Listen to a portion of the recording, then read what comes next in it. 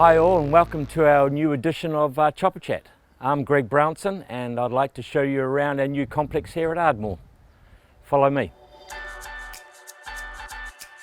I'd like to point out a few of our buildings here at the base. Behind me and behind the helicopter are Hangar 1 and 2. Out here we have in the lower area we have our administration building getting constructed. Next to that is our operations room where the guys get ready for missions. Above that is our kitchen area and our mess. And next door to that we've got some offices in there and we have 4 bedrooms in there for rest periods for the crew. Here we are in our number 1 hangar and I'd like to introduce you Steph Mackey, our duty doctor on today. Hi Greg. Hi Steph, how are you? Good, thanks. Excellent. Thanks for the introduction. My name's Steph Mackey. I'm a senior fellow in pre-hospital and retrieval medicine here at the Westpac Rescue Helicopter. I've been flying with the service for coming up for a year now, and it's been my privilege to see us through the transition to having doctors on board 24 hours a day, 7 days a week. I'm looking forward to showing you around our medical store, so shall we head on through and have a look? Let's go. Great. Hi, welcome to our medical storeroom. We've had the awesome opportunity to design this from scratch when we've moved into our new base. So as you can see, it's big and tidy and lets us be really efficient on those busy days where we're seeing lots of sick or critically injured patients. Over here, we've got all our drugs and medications good to go. Behind me, we've got our stores for complex and critically ill resuscitation patients and for major trauma. And behind us over here, we've got our kit organised in terms of airway, breathing and circulation equipment.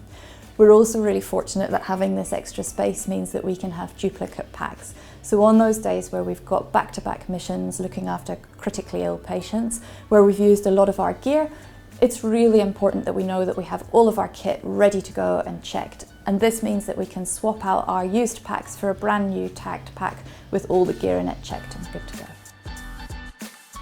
Hi Carl. This is our ready room and I'm here with Carl Taylor, Chief Intensive Care Paramedic. Our doctors and paramedics work together as a dual clinician team and that allows us to deliver some real high-level interventions to our sickest patients like blood transfusion and resuscitative procedures. Carl, can you tell us a little bit more about things? Yeah, so like Steph says, one of the most exciting things that's happened to us in the last 6 months is we now have doctors on 24/7. So that gives us a consistency and we're able to provide a really high level of care to our patients 24/7. On the other aircraft we also have 2 clinicians, which is normally 2 intensive care paramedics, and again that allows us to give a better level of care because we have 2 clinicians in the back to look after them at all times. We're currently in the ready room. The ready room is an area that we come to once the hotline goes, which is the call from either our tasking agency, and we have all our equipment ready to go, and all we need to do is put it on. Through here we have an area that the swimmers can get into their wetsuits as well, and we've got a curtain that we can pull if we're feeling rather modest on that day. So within the ready room we also have the drug fridge, which this drug fridge carries the blood. And Steph, do you want to talk a bit more about the blood? Yeah, sure. So we're the first service in New Zealand to carry blood available for transfusion 24 hours a day, 7 days a week. After lots of hard work and in collaboration with the New Zealand Blood Service, we carry 2 pints of whole blood, fresh and ready to be transfused. This cooler is really special. We get it delivered from Blood Bank directly to us and it can stay out of the fridge with complete temperature control for up to 48 hours. So that means even in the height of summer it can come in the aircraft with us and we've got blood ready to go for those patients who've had major bleeding from trauma, bleeding after childbirth or bleeding from, for example, stomach ulcers or other causes who are really unwell with that, and that lets us offer life-saving pre-hospital transfusion anytime, any place. We're now in our operations room and I'd like to introduce to you Norm MacDonald, who is our duty pilot today. Thanks Greg. As you can see guys, I've actually got some night vision goggles out at the moment. It's obviously daylight so I'm actually not using them. However, what I am doing is checking the serial numbers against the servicing and then we'll be sent off down to Heli Otago for servicing. These are currently latest generation white phosphorus and we ARHT have 3 of them. Amongst the green phosphorus ones, and they are really the latest spec in night vision goggles, and this is the sort of thing that the Trust is getting from the charity donations that you guys provide. Welcome to the ops room. This is the hub of the operations. We as a duty crew have the room segmented for the pilot, the co-pilot crewman, the doctor and the paramedic and the ICP.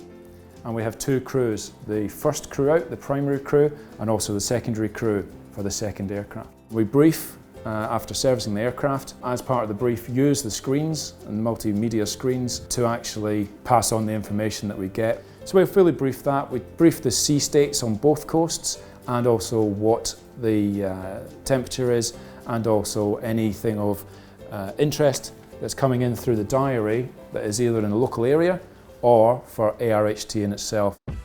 I'd like to show you our fuel installation behind us.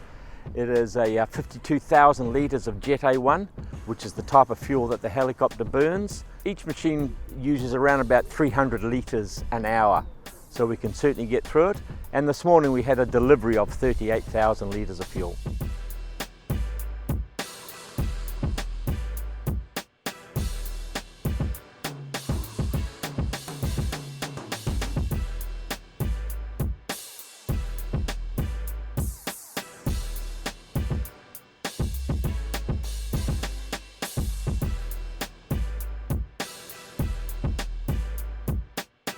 I'd like to show you our roll store and introduce you to Max Crawley, our air crew officer, who's on duty today. Hey Max. Yeah, hey Greg, how you Good, doing? excellent. Yeah, and as you quite rightly mentioned there, Greg, this is our roll store. We have two here. We have one for each of the aircraft on either side of the hangars. The main purpose of the roll store is where we keep all our gear for different types of tasking. Most of our work tends to be land-based. So if you look in here, you'll see this trolley here, which has various equipment on it. That equipment's for when we go on wet jobs, and that might be winching from a deck of a vessel, might be using a highline technique, or the rescue swimmers could be deploying into the water. So if we get a water job, we'll get all of this gear and we'll put it onto the aircraft, re-roll, and away we can go. We have all our harnesses up on the wall here, different harnesses for different jobs that we do. And in the corner here we have a what's called an air bridge. Effectively an extremely large paddling pool. It's about 17 metres long for a multi-casualty type event where we can get people out of the water onto that air bridge and then we can rescue them. And if you look down in the corner here, you'll see probably one of the more important parts of our roll store. That's Bob down there. He's rescue swimming dummy. We use him as a pseudo survivor, so we don't have to use people for real. He's arguably one of the more valuable people, sometimes and possibly more valuable than a pilot, but don't tell them that because they get a little bit iffy on it. Yeah, so that's pretty much our roll store. Thanks very much for tuning in, and we'll see you next time.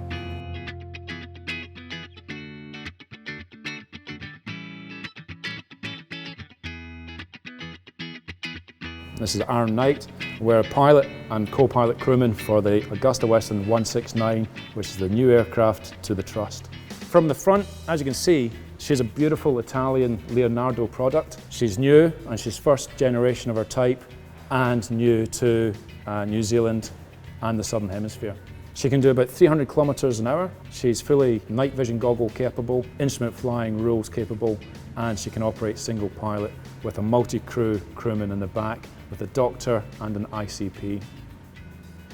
Aaron, from your perspective working in the back, how do you find this in comparison to the BK117 that we also have?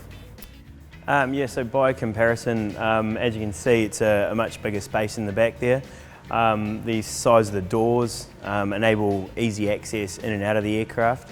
From a winching capability, we could have capacity of potentially 6 survivors off a boat, plus a couple of intensive care paramedics. As you can see in this, from this angle here, the stretcher in the back there carries up to 1 patient, though there is possibility of having more should we need to. We could remove that stretcher.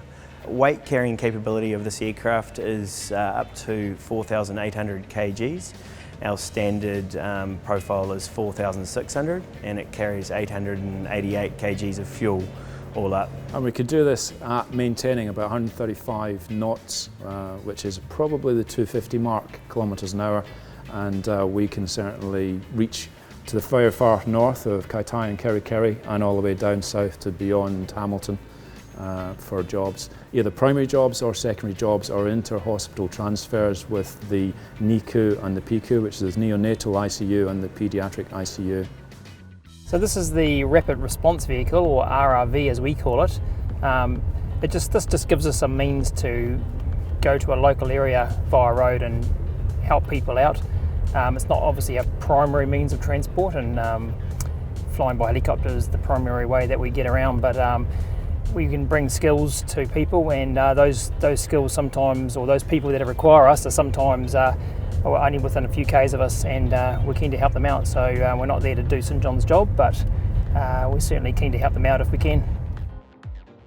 And behind me is the most important area of our whole base.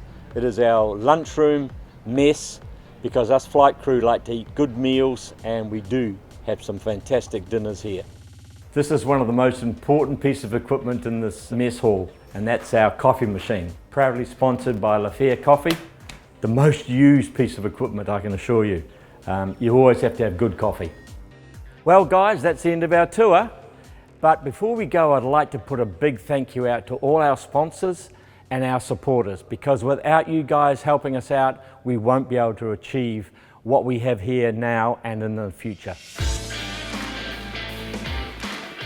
Well, that's all for Chopper Chat, and see you next time.